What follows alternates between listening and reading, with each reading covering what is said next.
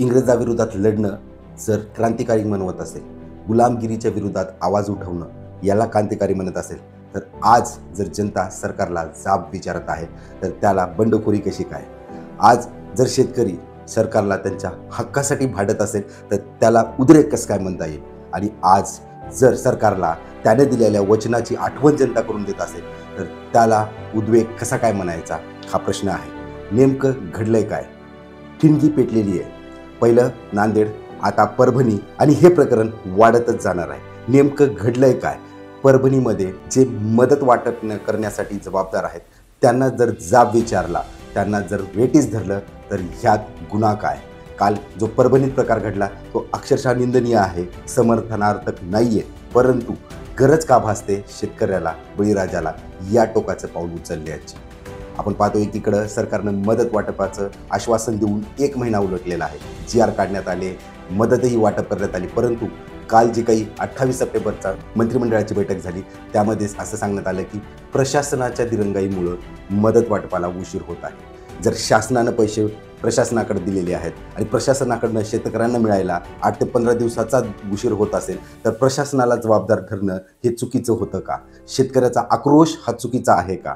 काल जो काही प्रकार परभणीमध्ये घडला, 2 दिवसा अगोदर नांदेडमध्ये घडला, आता ह्या प्रकारामुळं येणाऱ्या काळामध्ये आणखीन कोणकोणत्या जिल्ह्यात, कोणकोणत्या तालुक्यात काय काय प्रकार घडेल आणि प्रशासनाला कोणकोणत्या प्रसंगाला पुढं सामोरं जावं लागेल हे सांगता येणार नाही. परभणीचा एक शेतकरी याने सरळ जिल्हाधिकारी कार्यालय गाठलं. त्याने तिथं उभी असलेली जिल्हाधिकाऱ्याची गाडी फोडली. आता याचं कारण काय असणार आहे तर हे सर्व जनतेला ठाऊकच आहे. जी मदत सरकारनं दिवाळी दरम्यान किंवा दिवाळीच्या नंतर लागलीच भेटेल याचं आश्वासन दिलं होतं, पण पूर्तता अद्यापही झालेली नाही आहे. जे काही तुरळक शेतकऱ्यांच्या खात्यात पैसे पडले आणि ते पण तुटपुंज होते, शेतकऱ्याला हिणवणारे होते. 2,500, 3,500, 1,500 रुपये इतकी मदत सरकारमार्फत पोहोचवण्यात आलेली आहे. मुख्यमंत्र्यांना याचा जाब विचारत असता त्यांनी सांगितलं की जसं जसं याद्या त्यांच्याकडे आलेल्या आहेत त्याच प्रमाणात मदतही पोहोचलेली आहे. म्हणजे सरसकट याद्या आलेल्या नाही आहेत आणि सरसकट मदतही मिळालेली नाही आहे. म्हणजे ज्या गावात 10-12 लोकांच्या याद्या आल्या असतील तर त्याच गावातल्या 10-12 लोकांना मदत मिळालेली आहे.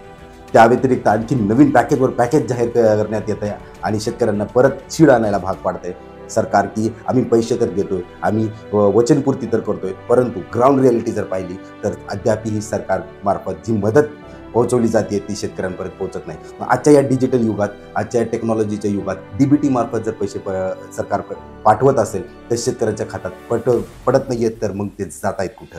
आता याचंच आढावा बैठक जी काल घेण्यात आली 28 ऑक्टोबरला, त्यामध्ये शासन आणि प्रशासनामध्येच खडाजंगी सुनावण्यात आली. शासन म्हणते आम्ही पैसे दिले, प्रशासनाकडनं उशीर होतोय.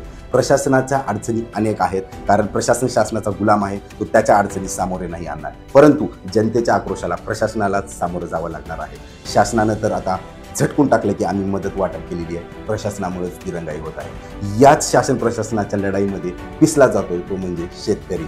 कारण त्याला गरज होती मदतीची. आज नाईलाजानं का होईना त्याला त्याचं घर भागवायचं आहे, त्याला त्याचा सण साजरा करायचा, त्याला येणाऱ्या रब्बी हंगामासाठी निविष्ठा म्हणून बी बियाण्यासाठी पैसे पाहिजेत, खता पाण्यासाठी पैसे पाहिजेत, आणि त्यासाठी नाईलाजानं जे काही त्याच्याकडे उत्पन्न आहे ते उत्पन्न तो बाजारात येऊन विकतोय, पण त्यालाही कवडी मोलाच्या भावात खरेदी केलं जात आहे. व्यापाऱ्याला माहिती झालेला आहे हा त्याचा नाईलाज आहे आणि त्या नाईलाजाचा फायदा व्यापारी घेतोय. त्यातच आता परत एकदा हमीभावाचं गाजर जे काही दाखवण्यात आलेलं आहे, पण हमीभाव केंद्र किती आहेत आणि नोंदणीकृत शेतकऱ्यांचंच जर का सोयाबीन विकत घेणार असतील तर नोंदणी केंद्र किती आहेत आणि किती दिवस ही, किती महिने ही नोंदणीची प्रक्रिया चालेल आणि त्यानंतर कधी खरेदी होणार, नंबर कधी लागणार, खरेदी कधी होणार, त्यानंतर पैसा कधी शेतकऱ्यांच्या खात्यात पडणार? म्हणजे 6 महिन्यानंतर 5,385 रुपये घ्यायचे की आजचा आलेला 3,500, यामध्ये शेतकऱ्याला जवळचं जे काही नुकसान आहे ते दिसून येत नाही. पैसा शेतकऱ्यांना गरजेचा आहे. आशा करूया लवकरात लवकर शासन आणि प्रशासन दोघांनाही जाग आणि हा जो काही अनर्थाचा प्रकार घडत आहे तो लवकरात लवकर सावरा होईल.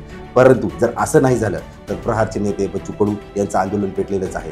असे अनेक आंदोलनांनी ठिणग्या पेटतील आणि राज्यातील शासन प्रशासनाची नाकीनऊ येईल. आशा करतो की बळीराजाला यानंतर कुठलं टोकाचं पाऊल उचलण्याची आवश्यकता पडणार नाही. धन्यवाद.